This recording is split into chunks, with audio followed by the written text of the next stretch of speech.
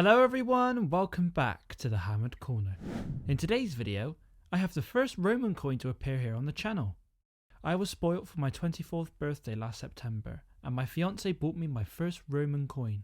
Now, Roman coins have always been a very daunting area of numismatics that is quite intimidating to me, as I don't know anything about the Roman Empire, and it's so vastly different to English hammered coins that I think it's time to try. So if you're a Roman coin collector and haven't been living under a rock, then you would have come across the Classical Numismatics YouTube channel. He has one of the best numismatic channels here on YouTube that covers all sorts of ancient coins. He is extremely talented in sketching the coins he talks about, and you can even purchase these on t-shirts too. So I'm extremely grateful that he has offered to give you a little introduction into what this coin is. This is a very cool first Roman coin. This is Emperor Aurelian, a major Roman hero of the 3rd century who prevented the collapse of the empire, a good 2 centuries before it eventually fell. On the obverse, we have the bust of the emperor, wearing a radiate crown and full military armor. These were dangerous times, and the people wanted an emperor who could take to the field and deal with the enemies personally. The legends read, Imperator, or chief of the military, Aurelianus, his name, and then Augustus, emperor. Interestingly, there are a lot of letters from the legends missing. This was a time of inflation for Rome, and many coins were being struck. This meant that many dies were used way past the time they were due to replacement, which seems to be the case in this coin. When we head to the reverse, we have, to the right, an image of Jupiter, the king of the gods, handing over an orb, symbolizing the world, to the emperor on the left. The legends, Jovi Conservatori, translate roughly to Jupiter, the guardian, the protector, as according to Roman religion, only those with the direct blessings from him, from Jupiter, were worthy of ruling other men. And at the bottom of the reverse, we have the letter R, a mint mark, meaning this coin was minted in Rome. This particular piece was struck in 272 AD, so early in Aurelian's reign. The coin's denomination is an Antoninianus, or a pre-reform radiate. That was a coin used during the Roman Empire thought to have been valued at 2 denarii. At the beginning it was initially silver, but was slowly debased to bronze with a minimal silver content.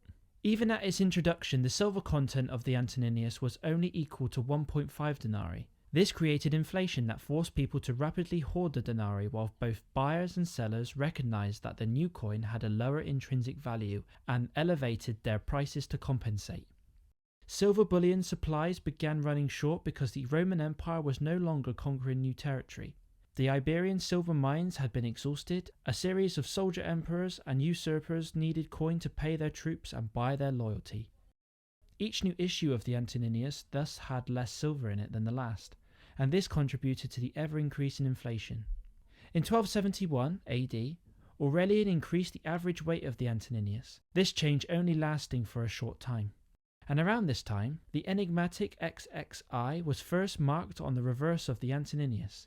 The true meaning of this series of numbers is still a topic of debate, but it's thought to represent a 20-to-1 silver ratio that would make the silver content of one coin just under 5%. It's really interesting to hear Classical Numismatics mention that parts of the legend were missing due to the dies being used way past their replacement date. It really shows the extreme lengths they went to produce a number of coins that contributed to the high inflation levels. Comparing them to those struck in medieval times around 1,000 years later, it seems that the life of each die during Aurelian's reign was greater, but consequently resulted in a lower quality coin. The moneyers named during the early Saxon and medieval periods were in the reverse legends, so if the quality of the coins was substandard, then they knew where to find the man in charge. So coins were a great method of spreading propaganda on Celtic, Roman and medieval coins. They were able to illustrate coins with the legends that would display the ruler's name and title, and their religious beliefs on the reverse too. The coin is made up of just over 3 grams of bronze and would be impossible to know if there was any trace of silver left in this issue without any high level equipment. We have a couple of flange splits that most likely would have been created upon impact when this coin was struck.